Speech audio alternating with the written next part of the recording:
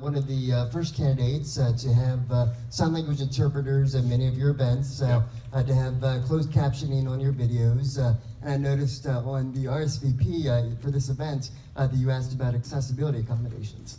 My question is this, for the past 20 years, we've had high unemployment for people with disabilities. Over 70% are not employed.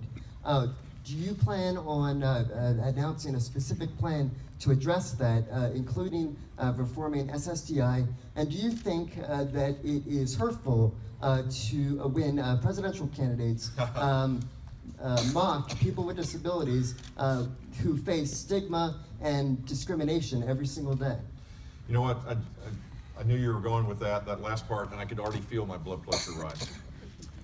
So I'm going to calm down here for a second because I don't want to get in too much trouble.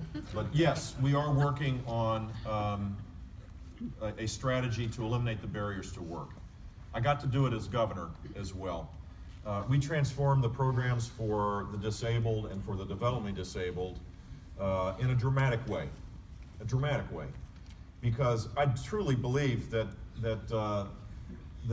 everybody should have a chance to rise up. I just truly believe it. A country that works is one where the barriers for everybody is lifted. And so, yeah, we will have a policy as it relates to how do you go about doing this. When I was governor, what I did was I went city by city. I found sponsors in the business community to recruit other businesses to come hear my pitch. And I did about 6 of them, as I recall, in the 6 major cities, talking about the virtues of people with disabilities, how they add value to the workplace, because they do. This is not charity. This is a simple fact that they do add value. And there are enough studies that suggest that they add value for the morale of the workforce and for customers. The example I use is Publix, which is the Hy-Vee of Florida, family-owned business, and they've made it their priority to hire people with disabilities, and they rise up into management, and the access is the first step, but it goes way beyond that. And they believe it's a key element of their business strategy, and it's one of the most successful supermarket chains in the United States. So yes, as it relates to Donald Trump disparaging people with disabilities, there's no need to play like who else would do it?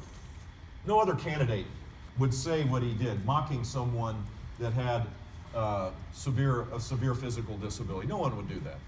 I mean, are you kidding me? Are you kidding me? I was asked at a town hall meeting in New Hampshire, why did you call Donald Trump a jerk? And I'm thinking my mom probably didn't want me to call him a jerk. But I don't apologize for it, because he is a jerk if he disparages POWs like John McCain, saying he's not a hero because he got caught.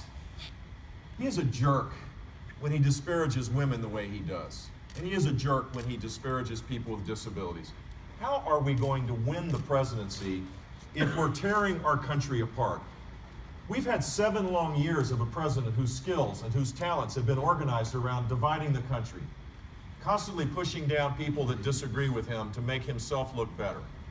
Are we going to replicate that with the guy? It's all about him, and he feels compelled to insult people who are innocent that have nothing to do with this? In South Carolina, last week, I was in Anderson County, Pendleton, little town. Tom Dyer is the owner of a restaurant. He makes a mighty fine chicken, because I had dinner before the town hall meeting. In this packed house, he opened up his restaurant and hosted us because of what Donald Trump said, because his son had cerebral palsy. And I had dinner with this little kid, Braylon. He predicted Clemson was going to win 24-17, so I went along with him. He had a pretty good analysis on it. It was a great game, but it didn't work out the way Braylon suggested. Well, why would you disparage people with disabilities and the struggles of families? I mean, come on. Now, people are drawn towards my cause because I believe in the exact opposite.